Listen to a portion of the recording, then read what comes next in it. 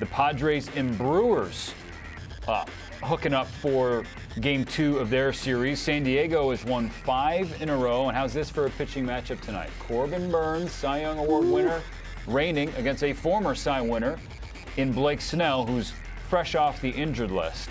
But the Padres getting off to this kind of start, 28-14, Kevin, without one of the faces of their franchise, one of the faces of the game, in Fernando Tatis Jr. So how impressed are you with what you've seen from Manny Machado and Eric Hosmer and the boys down there at Petco?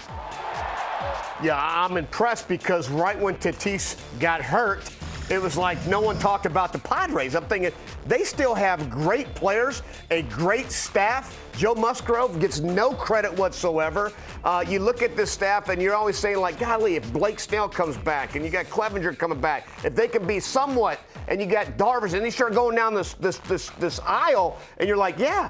And don't sleep on, Mackenzie Gore when you're looking at guys that we don't give a lot of credit because Tatis is the star, right? That's just he's the ambassador of this team. I mean, he's got the looks, he's got the talent, and then he gets hurt, and it's kind of like, oh yeah, Padres are done. No, it's kind of like what the Braves did last year when Acuna got hurt. It was like, oh man, the Braves are done. They got the slow start. Next thing you know, they're World Series champions. So this is all about depth. They have depth. They've got great corner guys and great veteran guys and great presence. They got veterans in their staff. They got youth in their staff. They go out there and they figure this out. And so I'm impressed with the Padres.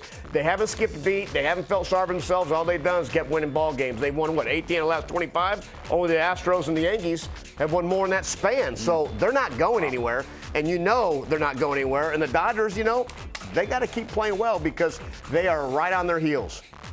It helps that you have the current front runner for the National League MVP in Manny Machado being all-world. And Manny Machado fans this year are saying, see, we've been trying to tell you. And you know what? A good chunk of Manny Machado haters are having to say, wow, all right, you know what? He is pretty damn good.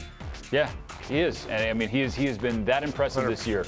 As for an update on Tatis Jr., Mark Feinsand has said that from what he's gathered, maybe a couple weeks away until he starts swinging, but he is starting to ramp up toward a return, and I'm guessing here he'll be back in the next month and a half. He's going to be back.